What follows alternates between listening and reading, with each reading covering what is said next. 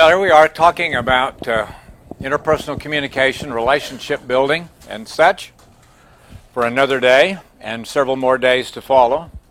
We're turning from chapter 6 to chapter 7, so those of you tracking us by chapter, now we're moving into the chapter called Social Cognition.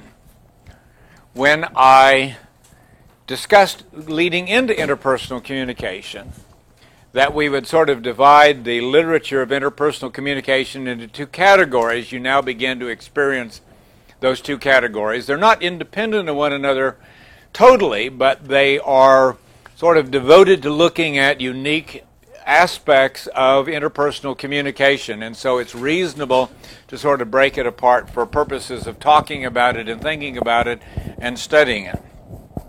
Chapter 6, we were interested in the nature of relationships, the quality of the relationship, how quality relationships grow, how they may mature, and then if the quality changes, how they may dissolve. And we tried to discuss the theory relevant to that.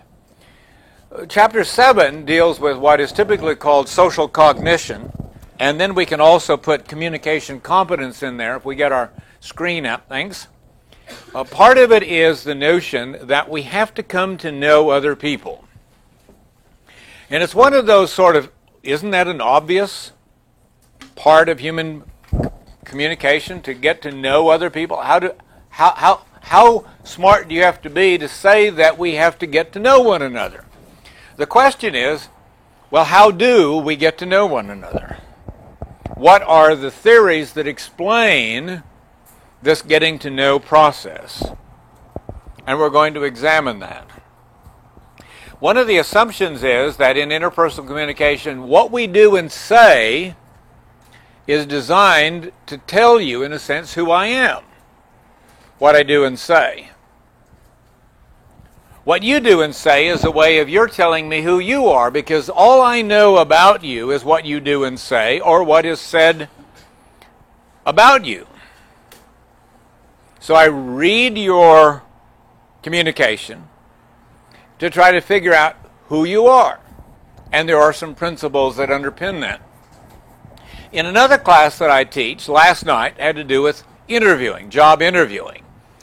And so the question to the interviewee, the person being interviewed, was, how do you read me? Now, that's an interesting question. I don't think the person that asked it knew what she or he was looking for in asking that question, but we do read other people, don't we? We know, for instance, that even in popular language we say, you can't judge a book by its cover, which is a way of saying maybe people are different than what they appear. We have something called stereotypes. Do we stereotype one another? As much as we try not to, we often do, because stereotypes are sort of a shorthand to get to the point of, I think I know who you are. Do we stereotype by age, by gender, by accent, by regionalism, by attire, by all kinds of ways? Well, that's sort of what social cognition is all about. So we know, and then dating behavior. We go out and we borrow our friend's money. We borrow our friend's car. We borrow our friend's clothes. And then we say, and here's who I am. We're enacting a play in another sense, aren't we? We're playing a part. We know that life is rule-based. Rule-based. So how I play parts, we get into things like impression management. To what extent do I manage my impressions? I was doing some consulting work for a big company downtown a number of years ago, and I went down a day early to sort of get a feel for the company. And at that time, I did not own a single pinstripe suit, but everybody that got into the elevator and went to the higher floors of the building, and you can easily tell that in a big company downtown, right? And is it true that the people that go to the higher floors of the building are more important than the people that don't? And if they're all wearing pinstripe suits and I want to be taken Seriously, do I then go out and buy myself a bunch of pinstripe suits to say I'm a pinstripe person? I've even had people in corporate world say, he's a suit, which is, I guess, one way to talk about dress for success. Well, isn't this impression management, image management?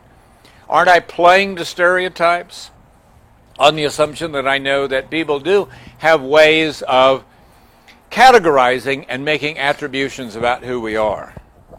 And that's in part what this is about. Social cognition, how do we make sense of other people? And communication competence has to do with the way in which we communicate to present ourselves in a way that we then hope to be seen as we are presenting ourselves. Does that make sense? We develop communication plans. And we then talk about the complexity of the plans, et cetera, that go into this process.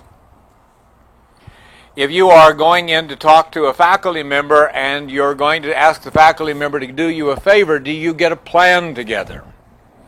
Do you try to figure out what to say? When maybe to say it? What about mom? What about dad? What about significant others in your life? Do you do that? Are you developing and implementing plans? Well, one can argue that that's exactly the case. So here we go. These are the slides that are on the WebCT. You're welcome to write down as much as you can, but I see that one of your group here has already downloaded them, right? So they are there? Well, these were from last week, so... Oh, you don't know yet? Well, I haven't replaced them yet. I've been trying to get them replaced. We run onto a little bit of that same problem again today, and I'm working on the next bunch, and I will do my best to try to not let mistakes get in. I haven't quite figured out how mistakes get in, omissions most particularly, because everybody says, well, I did what I was told, but then when I see things that are changed, I'm thinking people are trying to second guess me. We're even going to talk about that today, aren't we? Second guessing? And I would say more often than not, don't second guess me unless you have a good reason to do so to the people that take my text and design my transparencies or my PowerPoints. I'll always call them transparencies. Sorry for that. It's my generational gridlock. Well, these are some of the points that we talked about before. We only know others by what they say and do and what is said about them. We talked about it before. Perceptions of others can be based on various types of stereotypes. Now, one of the assumptions that we make is that stereotypes are always bad. Haven't we sort of built that into our thinking? But stereotypes are not necessarily bad, are they? Can you have positive stereotypes as well? Can you quickly estimate the chances that somebody is a likable person, a good person, a person that's not likely to be threatening or harmful or whatever it might be? And the answer is probably so. You have categories in your mind of what you think are friendly, nice, decent, etc. people. I won't ask you to be too explicit in this regard, but is it possible that you have ways of stereotyping faculty members? Day one in a class, you go in, you size the person up. You read the person, don't you? What do you look for? Is this an interesting person? Is this going to be an interesting class?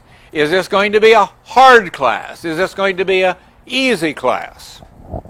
You want to know that. Why? Because, well, didn't we say once upon a time that we get information to reduce uncertainty because uncertainty is discomforting?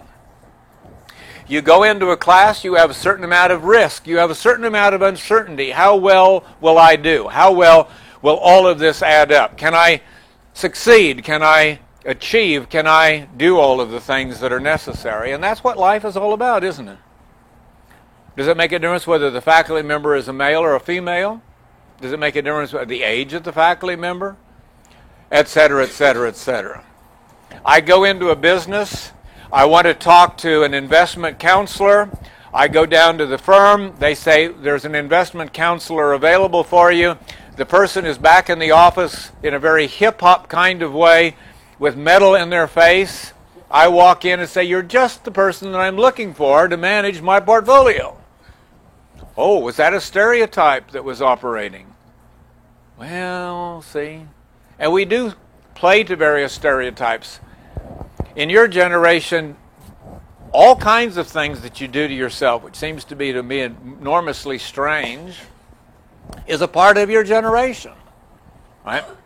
Will there be a time when you are the senior vice president of a major company and you will expect people to have various kinds of tattoos? How about on your face? Tattoos on your face? I don't know. I just don't know where this is going. But you see, it is evolving. It is our game to play. There are rules afoot, right? So there we go. Stereotypes are shorthand ways of knowing others, but obviously may be incorrect. A number of years ago, and I'm from the country. I was born and raised in the country, western Colorado, et cetera, et cetera. So I know these country stereotypes. So my wife and I get interested in moving out into the country. We find some property, and there we are. We show up. They know we're Houstonians. We're outsiders. We couldn't possibly be smart, et cetera, et cetera. One day, one of our neighbors said to me, I've now figured out that there are two kinds of outsiders, ones that are born and raised on a farm and those that weren't. I think I've just been adopted. But I don't only have to be here 150 years to be a member of the community, because they've been here 150 years, but the same thing is true of Colorado. People show up in western Colorado, and my family's been there since 1882, and people show up and say, I want to be treated as a Coloradan. Well, sorry, you got to have been here a long time ago. You are an outsider. You see, we sort people out. We try to figure out who they are. We read them. And as we know, sometimes we do things in certain ways to tell the world who we are. We'll even get into more detail in that later on. But part of it is it's a way of easily trying to sort us out because we don't have time to get to know everybody. So we do what we can with what we've got going to what we need, and shorthand terms, shorthand ways are going to get into them. People engage in interpersonal communication with varying degrees of mindfulness and with various kinds of decoding or attribution plans. Meaning, what are your attribution plans? How do you approach the world? How do you interpret the world? And I say decoding because it's a way of saying people are doing stuff and I'm interpreting what they're doing and putting it into various kinds of interpretive frames. Okay? You had a question? What exactly is IPC? Interpersonal communication. Nice abbreviation, right? People manage their impressions. We talked about that. Quote, or comma, the impressions they seek to create to be seen as worthy relational partners. Later on, we'll even talk about this in an employment context. You're a new employee in the company. You're trying to manage your impression. How many questions do you get to ask? How many mistakes do you get to make before you're sorted out as a Dumbo? You cost too much. Entry-level people, first job, you can ask a lot of questions, can't you? You come in at the junior vice president level, you don't get to ask many questions. Why? Because we hired you because you know all the answers. There can be a cost to asking questions in an organization. I had a former student one time that said she lost a job because she asked too many questions. I guess the assumption was it took a lot of other people's time. Somebody wanted to say, why don't you already know that? Why did we hire you? You're demonstrating what we worried about, and that is that you don't know what you're doing. But I was just trying to do things right. Well, you see what I'm getting at? Cost of asking questions. Up to a point, we try to reduce uncertainty. Are there certain things that you don't want to know about other people? Are you willing to tolerate a certain amount of ambiguity about them? Probably so. Probably so. One of the reasons we know that, if we go all the way back to private, is that we probably don't tell everything about ourselves, so we know that other people don't as well, and maybe we don't want to know all of the stuff. We only want to know the stuff that's really relevant to making the right kinds of attributions. We have various strategies to create and reduce uncertainty. We're going to talk about that in more detail, but we've already made some comments like endurance tests and intimacy moves and so forth. some amount of uncertainty exists in relationships. And the fellow one day that was in here that said, you don't want to be too predictable, hasn't been back lately, but I would like to ask him if he still wants to believe that. Because there is a point at which, if you're too unpredictable, well, maybe you're too unpredictable. And you give me too much ambiguity, and my attributions are that you're not necessarily worth it all. To resolve uncertainty, then, people employ attribution processes to determine other people's motives, traits, and meaning. Now, you remember when we talked about one of three theories of meaning?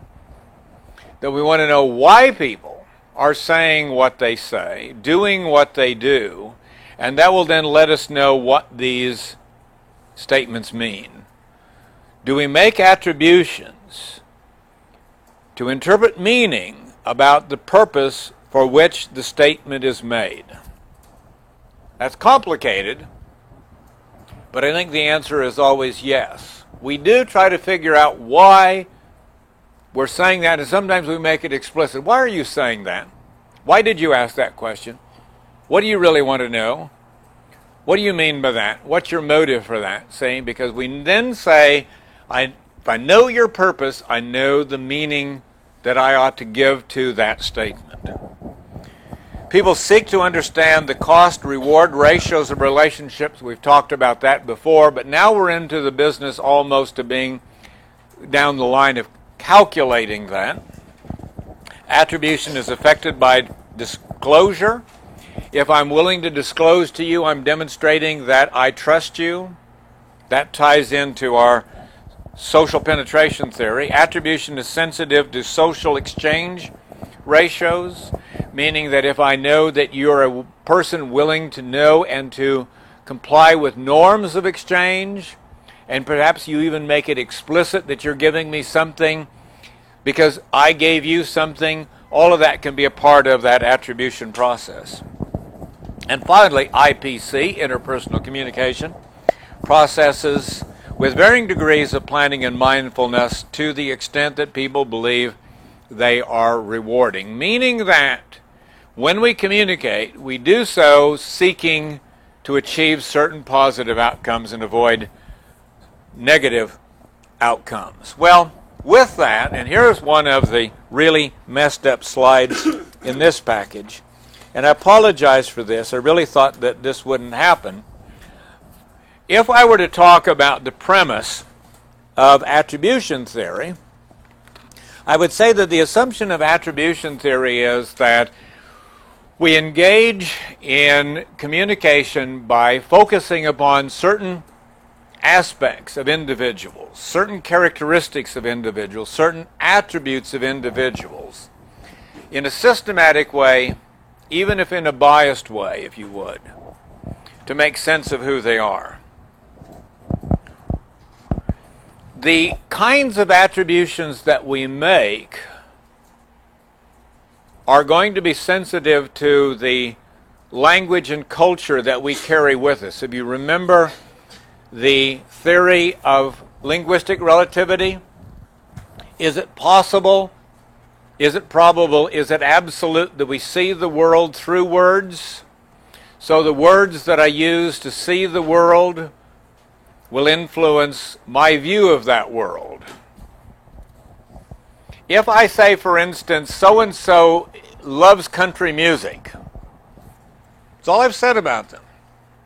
Do you say that's a person that I would like, that I would have no opinion, neutral, or that I would dislike?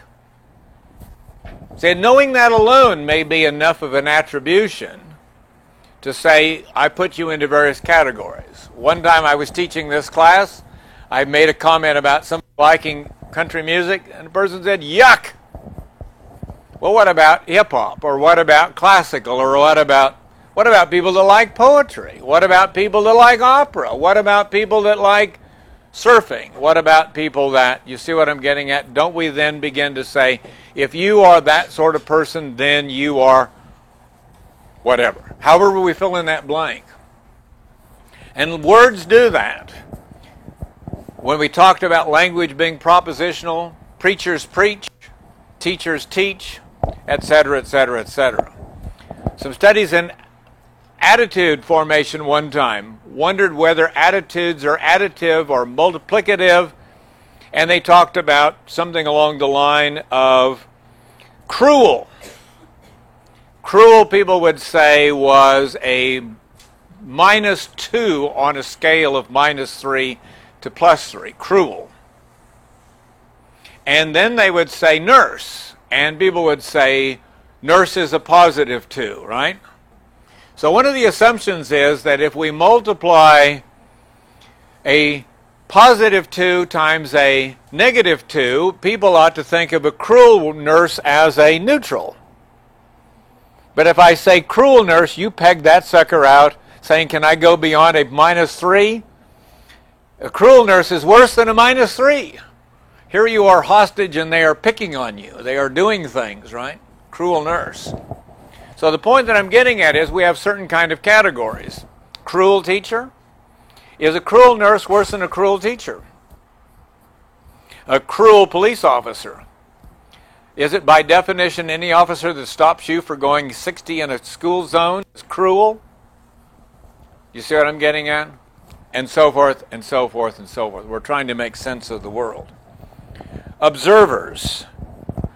The point is that observers are different. Observers are different. We bring different attributional processes to bear. My grandkids just happen to be the best. Is that an attributional bias? You bet. I know it. Can't get over it. Dyed in the wool. Is that wrong? We're going to talk about biasing in a minute and debiasing. We've kind of done that before. Attributions are sensitive to these biases, aren't they? Attributions are sensitive to these biases. And then, and I don't know how the person that designed this got part in there, the last part that I would have put as a summary of attribution theory is that we are naive scientists, or perhaps we are just naive. There is a whole theory that we will come to shortly today that asks us whether we are naive scientists or whether we're naive. As you go about the world around you, do you scientifically try to get information that will help you to know who people are, meaning then that you're like little naive scientists, or are you just naive? Now, one of the factors in being, quote, just naive is that we're not always very objective. Is that right? We're not always very objective? Doesn't science assume some degree of objectivity? And can language and culture assume some degree of subjectivity? So, sort of where are we between objectivity and subjectivity? Well, part of that can be the notion of being biased and dealing with biases. Do you grow up dealing with biases? As a child, do you like the biases that go on in your family if they are for you? You show up and you've spent the whole afternoon or the last 2 minutes or whatever it is making a picture. And you show it to your mom or your dad or your grandparent, and your mom, dad, or grandparent looks at it and says, well, compared to Picasso or Degas or Andy Warhol, it's kind of stupid. Why don't we just wad it up and throw it away? You like that family? Or do you want to move? Want to go down the street? Play at somebody else's house? See what I'm getting at? Don't you assume that you're going to get positive biases in a situation like that. Now we know that it doesn't work that way in every family. There are biases galore that work in a lot of families, and some of them work for you and some of them work against you, and to some extent, don't we become the product of how we've been communicated to? We said that very early on in this class. Do you believe that? We are the product of how people communicate to us. If they tell us we're good, do we grow up with the notion of being good? If they tell us we're bad, do we grow up with the notion of being bad? Etc. If we are told that we are achievers, that we are likely to be an achiever, if we're told that we can't possibly achieve, are we likely? Now you often find people who overcome those sorts of situations and turn out quite different. But the tendency is to live and fulfill the prophecy. To live and fulfill the prophecy. Well, debiasing is used to check the accuracy of statements that people make. You remember when we talked about deception, I said that biasing is different than deception. If I've got my finger in the polygraph, when I'm lying to you, I'm supposed to set the polygraph off, and the polygraph is supposed to say I'm lying. Will the polygraph tell you that I'm lying if I'm biased? When I tell you my grandkids are the most nifty grandchildren in the world, will I set the polygraph off? No, I believe it. Am I biased? Are they really just pretty average, ordinary, unextraordinary? Yeah, I know that.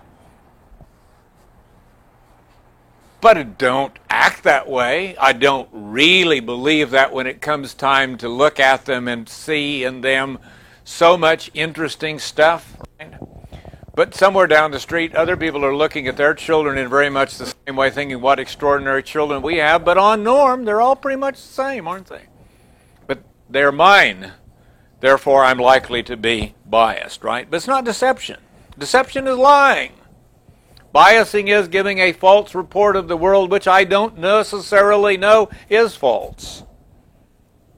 Whatever it might be. Even when we are biased, people may think they are, that should be may think, they know and speak the truth. Well, how do we go about debiasing? And one of the arguments is that is an important part of attribution. In the chapter on relationship, we talk about deception because we think deception can be harmful to a relationship because you're lying to me. That's a violation of trust, right? Didn't we suggest that trust was part of a quality relationship? Rogers and Millar did. But if I'm biased, do I violate your sense of trust in me? Or do I actually, to some extent, confirm your sense of trust? If I am a biased grandparent, does that increase your sense of trust? Aren't I supposed to be biased? You trust me to be biased? Am I taking advantage of your vulnerability? See what I'm getting at? Maybe you do.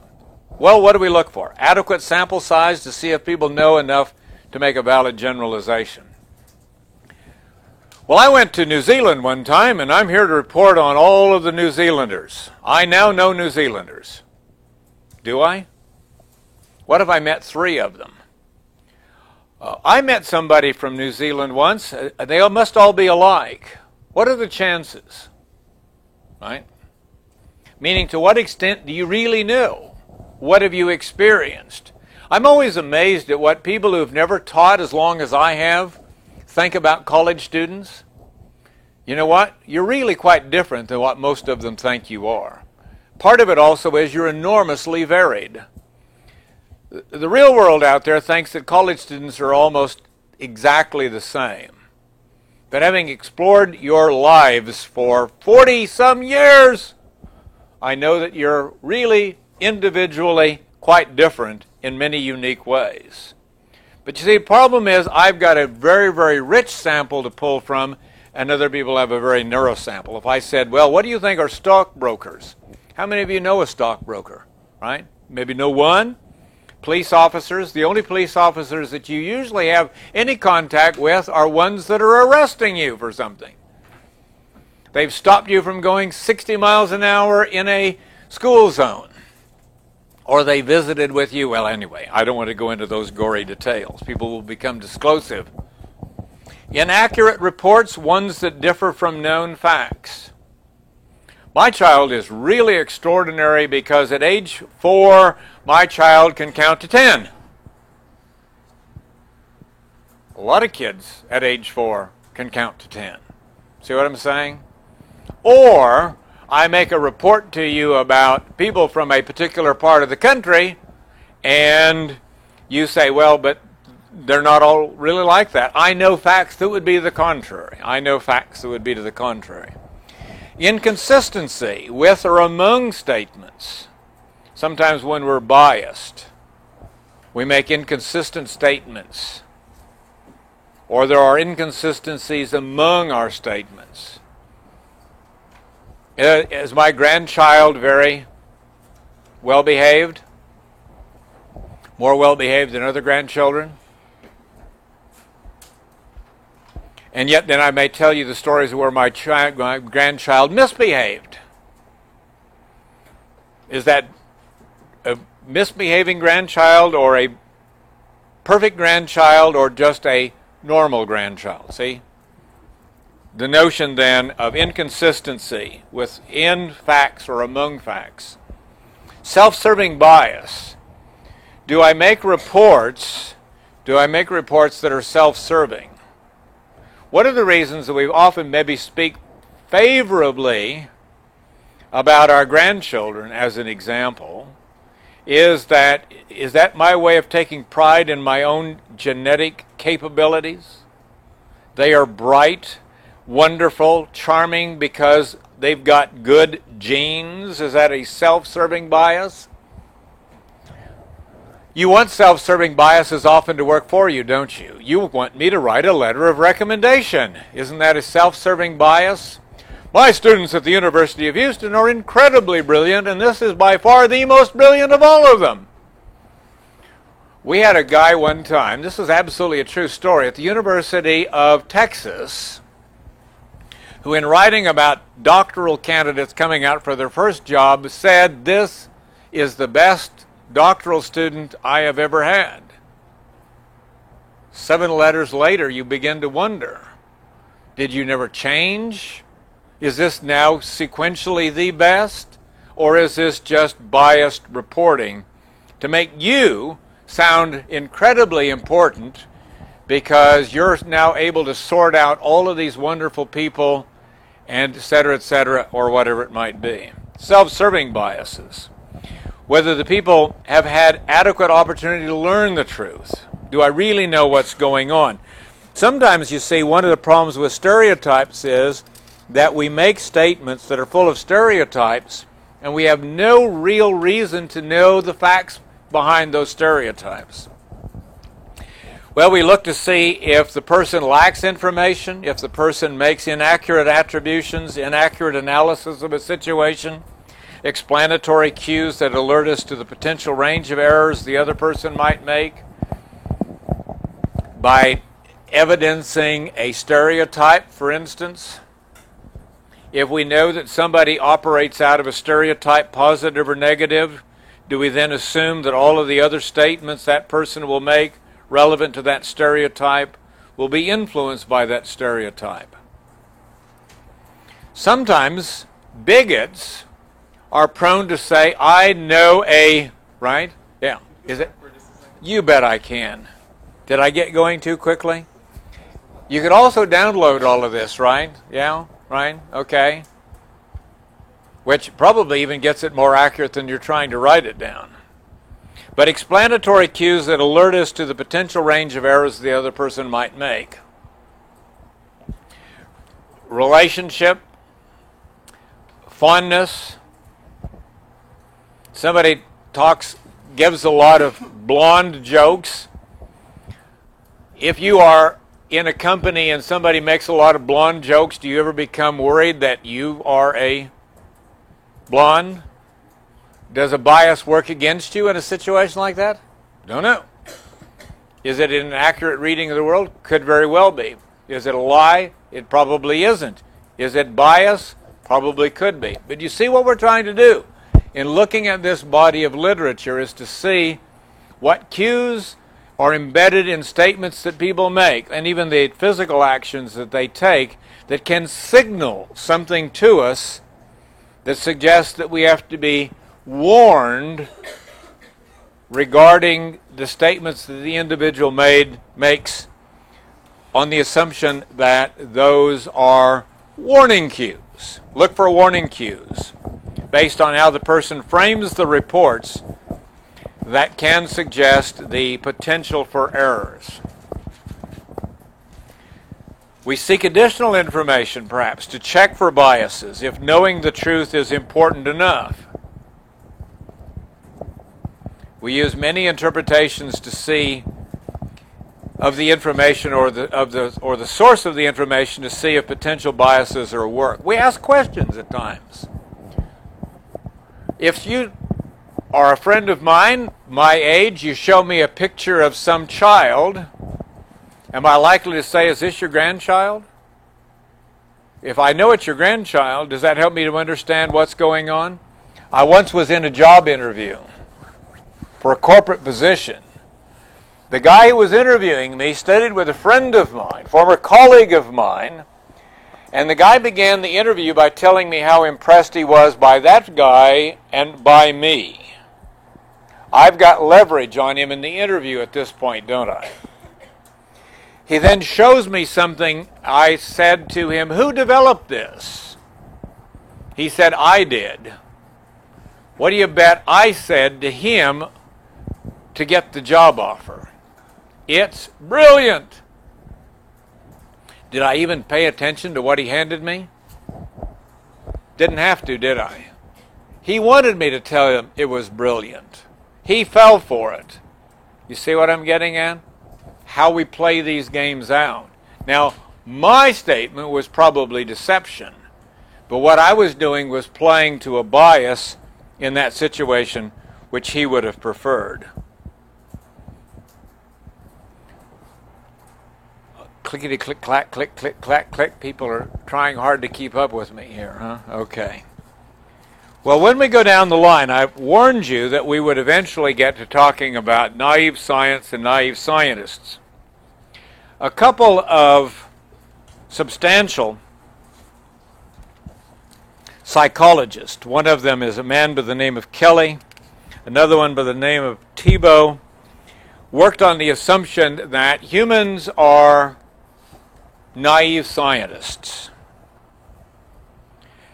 The literature then, over time, evolved into addressing the sort of, it's not binary, although it's framed that way here, continuous variable, if you would.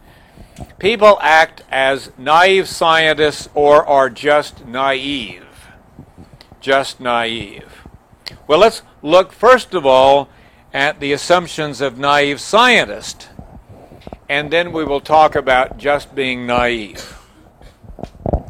The assumption of the naive scientist view of social cognition is that we approach life as a scientist, however naive we might be, and that we are trying hard to get information that prove and disprove hypotheses about other individuals. Now, to some extent, that is a very interesting, a very telling, and a very insightful way of looking at other individuals. Is it possible that if I meet you, I begin to speculate in a sort of scientific way that you're an interesting person who could become my friend, and that I then test that hypothesis over time to see if you do and say things that exhibit the likelihood that you could be friendly? So that I'm testing the hypothesis. He is a friendly person. She is worthy of being a friend. Do we test hypotheses like that? Do you believe that? Do you think that way? Do you think people think that way? You can even, if you want to pick up the stuff on persuasion, argue that what we're really doing is talking about to what extent people develop beliefs and attitudes and use those in sort of an empirical, experiential way by, among other things, direct observation. Didn't we talk once about direct observation, information acquisition, and so forth? You forgot about that? That's too many lectures ago. Okay? Secondly, we would go down through here. People seek information and work to interpret it as part of their life. One of the things that we use in our definition of information here is that part of a message that increases or decreases the uncertainty before and after getting it. Meaning what you do may change my impression of you. It may increase my certainty or uncertainty about you. We'll see the naive part of this in just a moment. Some of you probably already sense how naive we might be in making these sorts of attributions. People want to make sense so that they want to have sense so that they can make sense of others and engage in interactions to predict the outcomes of those interactions. That's part of the whole notion of being scientists. We want to predict outcomes. We want to predict the process that can lead to outcomes. Now we come down to 3 elements here then, and if you want a little more detail on these, they get a little bit complicated. You can look at page 264 and 265. One of these is the covariation principle, and it's something that you can find in social scientific research methodology if you want. On the bottom of page 264, I, with the advice of our friend Kelly, defined covariation principle of the effect. An effect is attributed to one of possible causes which, over time, it covaries. Meaning that, if I say, that's a blonde statement, see what I'm saying?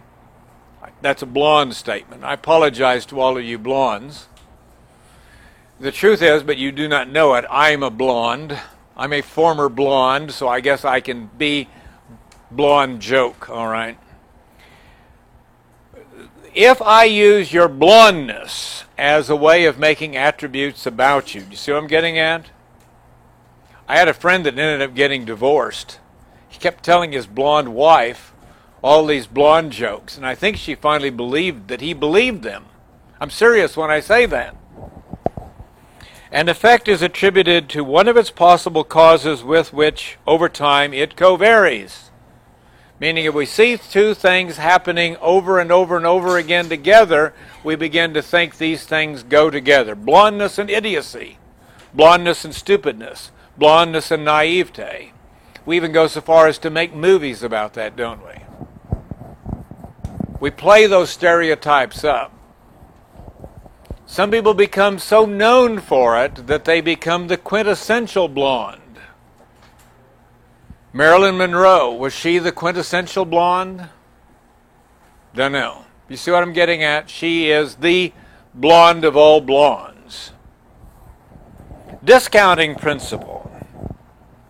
We should look for the occurrence of the attribute in the absence of what we think is the cause of that attribute, to disconfirm our hypothesis. We often don't do that, people will say. In a sense, to try to disprove the hypothesis that we're developing about individuals, we should be particularly observant if our blonde friend turns out to be an astrophysicist. We then try to figure out what was wrong with the astrophysics department that gave the person the degree, rather than letting the person's education convince us that blondes, right, and so forth. See how it works? We often don't like to discount because we like to seek confirmation of our attributional conclusions. What happens in a relationship is we get to know somebody, and over time we get more information about them. Do we use that information to confirm or disconfirm very narrow hypotheses about who they were at the beginning, or do we allow them to grow well beyond stereotypes into understanding them as individuals, as their individual uniquenesses? Well, in our discussion, we then suggest that as we meet people, often particularly people for the first time, but not just that, we tend to focus on 3 variables in varying degrees of strength to make predictions about who the person is. The person. To what extent might we make judgments based upon stereotypes of age or gender, or race, or ethnicity, even the names that individuals have? And then we jump to conclusions as to what this person is like based upon, in a sense, that information. The person. Now what's interesting is the more we get to know somebody, whether we like them or not, the more over time we use what we know about the person to define these other two things. But independent of a lot of information, we may over-attribute to the person based upon the next two items. Let's look at those. Time or situation. Time or situation. If I, for the first time, see you coming out of a bar at 1 minute till 2, what do I think about you? You might think, well, what in the world were you doing there in the first place?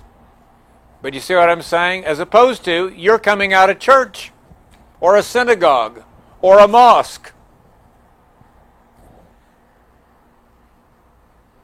What attributions do I make? Are you a member? Are you a believer? Are you a reporter just kind of drifting in to see what's going on? Are you, do you see what I'm going to say? Right? Have you ever run onto somebody that you saw in class in a particular store and said something about, well, that's who that person must be because they're in that store? Or you see them at a concert and you say, I didn't know you liked such and such music, and if you know they like such and such music, how much more of a book can you write about them? See what I'm getting at? Right? The time or situation in which you encounter somebody. If I meet you for the first time at a political rally, is that different than meeting you at the first time at a Grateful Dead concert?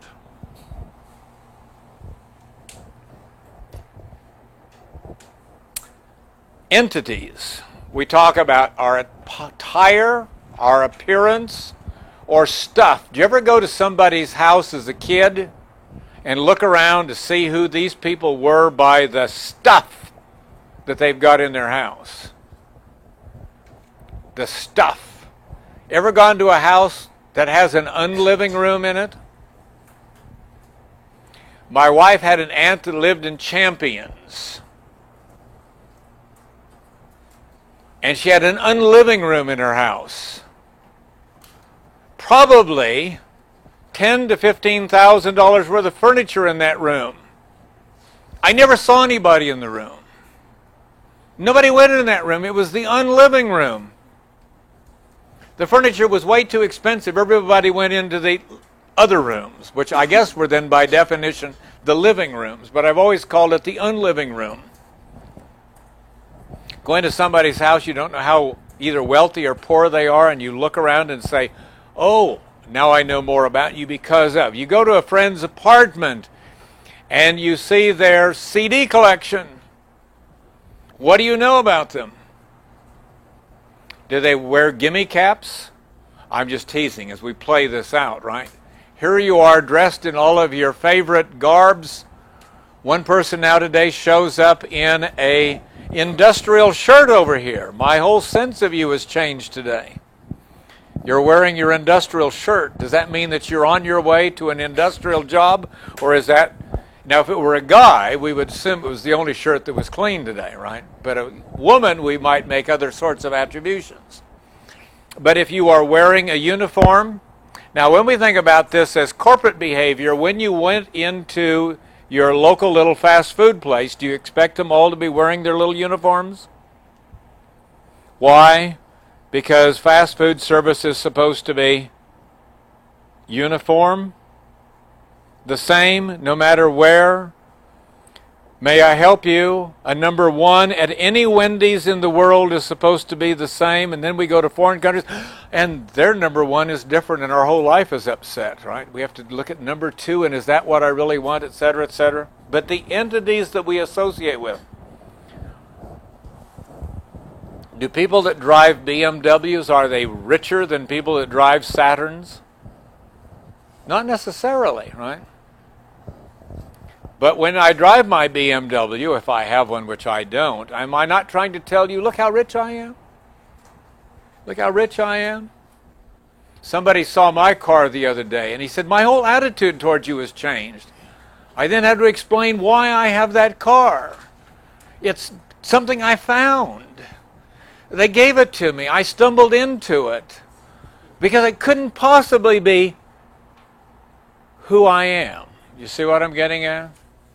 Because if you're going to now use that to make attributions about me, I don't think those attributions are what I want you to think about me. See how it works? Okay. Well, maybe it works that way. Now, what if we simply come to the notion that we're not naive scientists, we're just naive? And I'll leave it to you to think which people are. We often think we're naive scientists and our friends, particularly our enemies, are just naive. But part of this also has to do with the dispositional or situational attributions that we make to the world around you. If you do well on an examination, do you engage in dispositional attribution or situational attribution? What's the difference? Disposition refers to the personality characteristics, traits. And situation are the circumstances in which you find yourself. So if you get an A+ on a paper, is it because you're smart, you studied hard, you worked hard? If you get a D-, is it because the teacher was stupid, the assignment was stupid, people kept you up all night, wouldn't let you study, the relatives showed up, your dog got sick, somebody ate your computer cartridge? We tend to like to take credit because of the traits that we see in ourselves if it turns out good. And then we place blame. Remember when I talked about grave dressing at the end of relationship breakup? Aren't we into those same sorts of things? The other person caused the relationship to crater. I was perfect. They were not.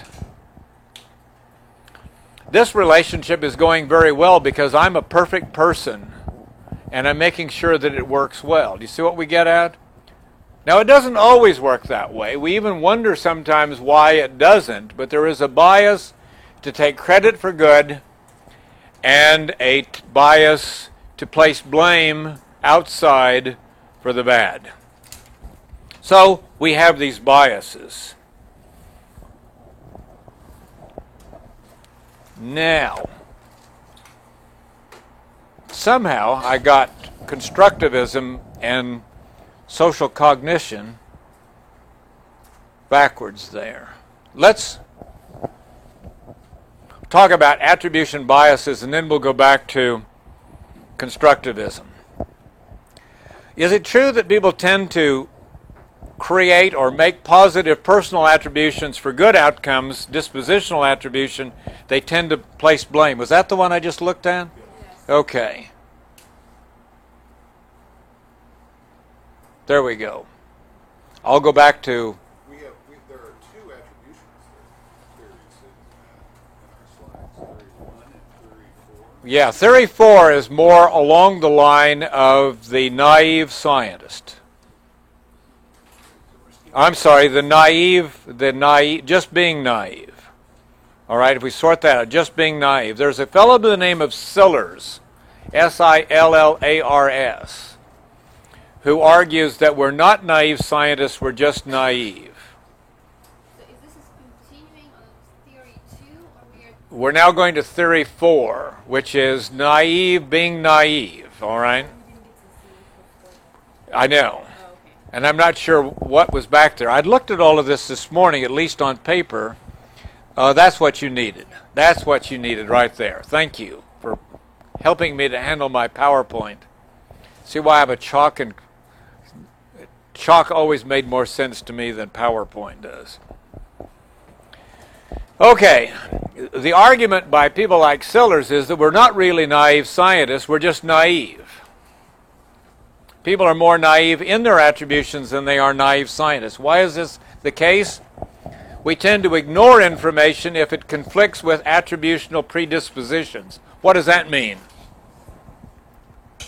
If I want to think of you as my friend and you do things that suggest that you're not, am I likely to ignore or distort what you do?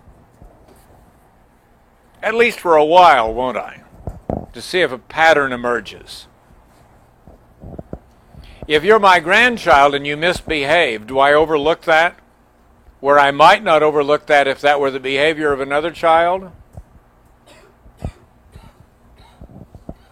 People ignore information if it conflicts with attributional predispositions.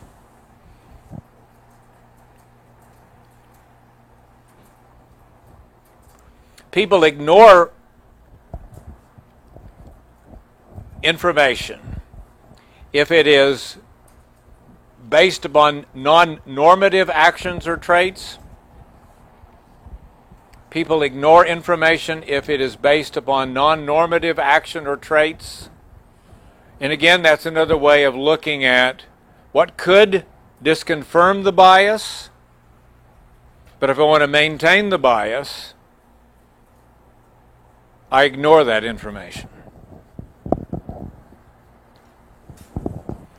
We tend to settle on the first explanation we think of for what a person is. Recognizing somebody as being male or female or old or whatever it might be may become a very telling part of then the sequence of attributions that go after that. Lots of studies suggest that the first attribute we focus on influence all of what follows, at least for a while. Now, do you remember primacy effects in persuasion? Does that ring a bell way back? The first part of a message that we encounter will influence the way in which we interpret subsequent parts of that message. It's the same thing here, isn't it? The notion being that if I cue on you as being a such and such, whatever it might be. One of the things that I always hate to do is go to a party, particularly out in the country, and have people say, what do you do for a living? I'm a college professor. I never get over being a college professor. My guess is that other professions are the same way. I've got friends who are physicians who will say, I do lawns. Anything other than to be characterized as a physician. Why? Everybody all night long will ask you for cheap, quick diagnoses. I'm a stockbroker. Oh, good. Well, I've got $18 that I want to invest, and can you tell me how to make 300% daily for the next 5 years on it? Well, can't we talk about Astros? No, because you're right, stockbroker. You see what I'm getting at? How these attributions can sometimes be the first rationale for explanation. One can argue then why gender bias, why race bias, why ethnicity bias can be so powerful, because it is often so obvious. We also know, and some of you know that if you're really mixed up, you're really Heinz 57, people get confused as to who you are. I had a young woman one time give a speech in a speech class saying, you can't figure out who I am, and that probably bothers you, because I'm not in a category, and you can't then figure me out easily because I am so many different things. There was an entire series of interviews on something on television a number of years ago where young people at the University of California at Berkeley, who were at least of two races, talked about what it was like to go through the world as a product of two races, and how confusing it was at various times to have people react to you as though you were one thing when you're actually something else or none of the above. And many of them said they never liked to have to check on the box what demographic they are, because they're a lot of things, or maybe they're none of the things, or maybe they're other. Maybe one of them said, I want to put down poodle. Why don't you think of me as a poodle? If you have to think of me as something, think of me as a poodle, she said. But you see what we're getting at here, and how this can be both positive, and it can be potentially negative, and perhaps potentially very negative. We can imagine that as well. People do not adequately and systematically reevaluate attributions in light of new information or different schemata, different attributions. Emotion distorts attributions.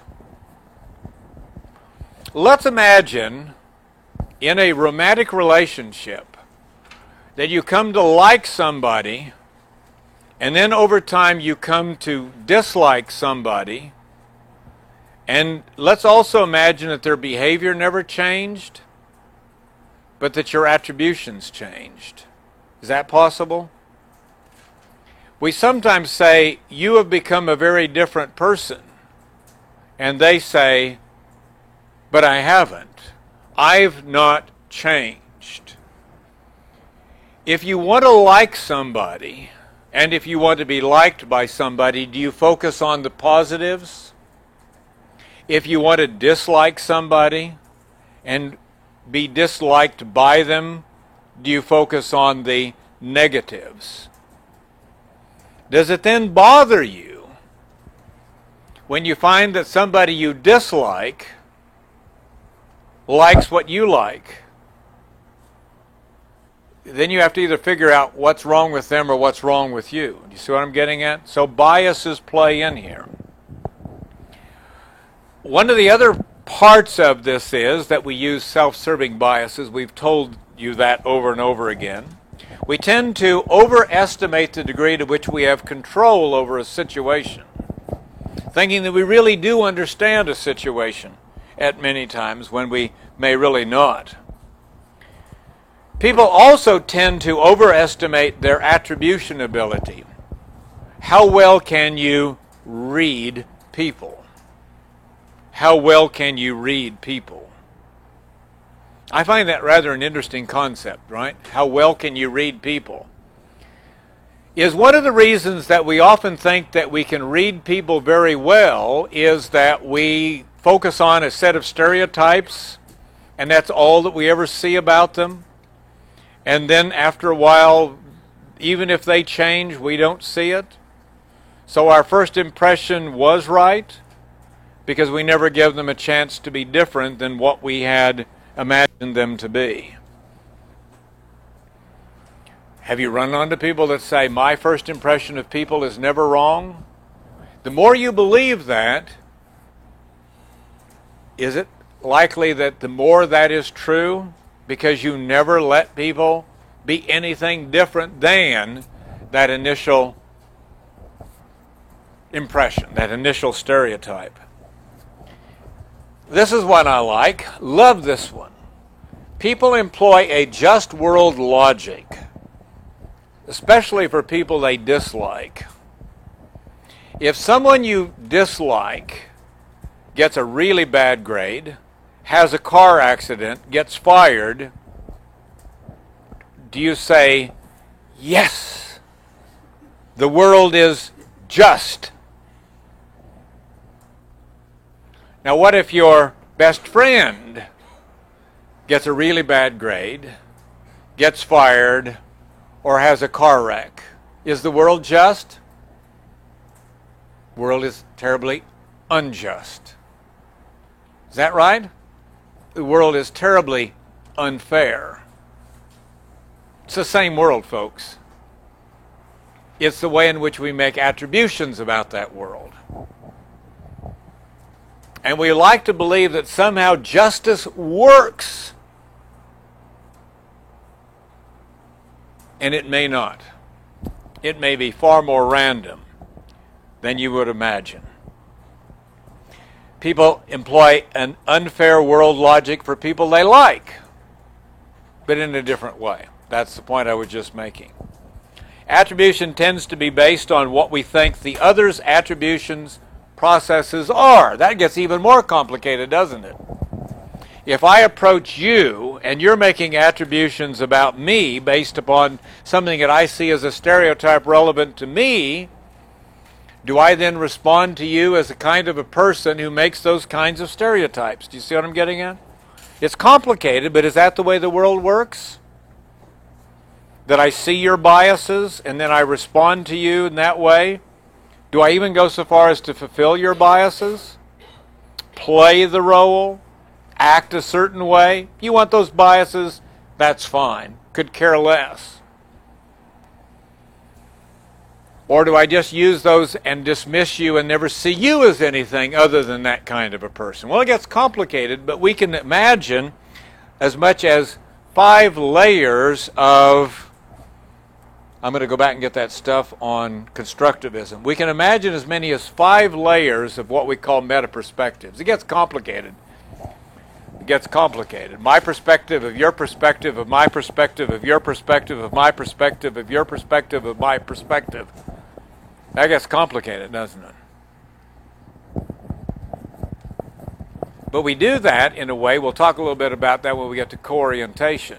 But to what extent, if I know you, do I have a perspective of what you have perspectives of? Do I know what you like? Do you know what I know about what you like? Do you know what I know about you knowing what I know about you liking? You see, and it gets very complicated. Well, anyway, constructivism. Another theory. Whatever its number, wherever it is. One of the arguments is that we cannot communicate with other people without these shared perspectives. You like that or not? We cannot communicate with other people without these shared perspectives. We acquire them through interaction. And then we know how to enact ourselves and other people because we know the kinds of attributions they're likely to make. It gets complicated, but yet it's very simple. Do I dress in a certain way because I know how you are likely to make attributions about me because I know who you are? When my daughter was an adolescent, getting dressed to go to school was never an individual decision. Young women, I hate to get terribly disclosive here, but did you have to call 10 people that called 10 people that called 10 people to decide how you were going to get ready to go to school that day, what you were going to look like, who you were going to be? My daughter would change things. To this day, my wife still changes things. I just pick anything that's clean enough and go with it. My wife, who am I going to be tonight? I've got this, I've got that, I've got this. Would it look good with this? Would it look good with that? Sure. I hate you because you always say sure. It wouldn't look good at all. Who cares about your opinion? It's an evil empire out there, guys. They're better at it than we are. They've been at it since adolescence, and we show up late to the dance. And they've been sorting out, well, if I look good in this, and will you be wearing this? And if I do, will my clash with your clash with my clash with your clash? And we guys have such bad color sensitivity that we wouldn't notice if we clashed anyway. And we really do think that plaids and stripes look good together. We really do, ladies. We try to convince you at times that we don't, but we really do. And so that's why we look goofy. But we're your Ken dolls. You can make us look whatever you want to. Well, see, the point is that we work these kinds of attributional traits out. We build it into our conversation. We build it into entertainment television. We build it into plays. We build it into poems. We build it into all kinds of things. And then, arguably, we know what to do. Because we know the kinds of attributions that occur in the world around us. Question? No. Okay. People then can communicate with one another only because they share these interpretive frames. You ever meet somebody from a completely different culture than yours? Really, really, really completely different? And find out how hard it is to talk? Because you seem to share so little of a common view of the world around you. Is that one reason why when we meet people from a completely different country or world, we often say, well, what do you eat? Because eating is kind of a shared experience. I eat widgery grubs. Really? You must be Aboriginal. Or is it the other way around? You're Aboriginal, therefore you must eat widgery grubs. I can't imagine what a widgery grub would taste like. people vary in the degree to which they are creative and adaptive in the creation and use of schemata. Women are usually far more creative and adaptive than men are. Women socialize very early and do so in a much more varied and people will call rich way than boys do. Our schemata are goal-oriented. They are used to predict and achieve goals. Well, let's talk about children at play. Have you ever heard the story that for children, play is work? Why do children play things like school? Are they trying to get ready to take on the schemata that they are going to need when they go to kindergarten? Now, of course, we introduce children to school so early on that children grow up never remembering at a time when they weren't at school. But what do you need to know to go to school?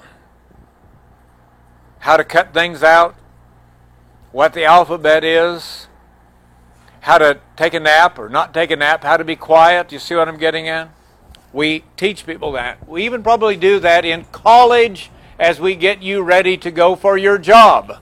We try to introduce you to the schemata, the interpretations. You want to go into the news business? What do you need to be able to do to be seen as a competent journalist? How do you know how those people out there that hire competent journalists think? What are they looking for? Will you meet the standard? Will you get the job? Will you keep the job? Will you progress? The only way we know that is because we create, in perhaps very complicated ways sometimes, this array of interpretive frames of the world around us. We know that, and then we learn it, and we work hard to manage impressions to be seen in a particular way because we know that these are goal-oriented. Sometimes they're situational. If you say you're a teacher, do I want to know what you teach and at what level you teach? Does that say something different about who you are? See, I always admired people that could teach in high school. I was such a rat in high school that I knew I never wanted to teach in high school. I'm not sure I like high school students even today because I was not a good person in high school. I wasn't a bad person, I just wasn't a good person. Maybe I was just a neutral, I don't know. Every interaction moment reflects a sense, whether it's shared or not, but probably more often than not, of the history of the relationship and interaction. There's even some literature that we talk about at a given time where we are in the relationship, how well do we remember where we are up to this point. And a guy by the name of John Daly says that we only remember about 10% of the relational history, meaning that the relational history, as well as the interpretations that we use to make sense of the world, may differ. They may be substantially incorrect. And it was that notion then that could lead us into talking about attribution, being naive. So, at the risk of confusing you even more, let me try for a summary. The summary was we began today by trying to understand how people get to know one another and how they come to make themselves known to one another. We work on the assumption that there are attributional processes. A shorthand word for attributional processes is stereotypes. Stereotypes can be, in a sense, biased positively or biased negatively. Do we work as naive scientists to try to get really to know people, or do we allow a variety of attributional biases to overcome any opportunity that we may ever have to tell one another who we actually are? To be known as who I really am? Or are we always just some sort of a image, some sort of a stereotype to one another?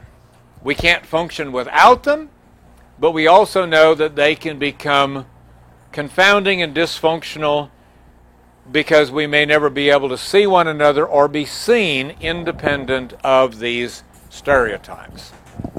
Does that make sense? Is it a pretty world? It is our world, nevertheless, right? Well, we'll see you on Tuesday.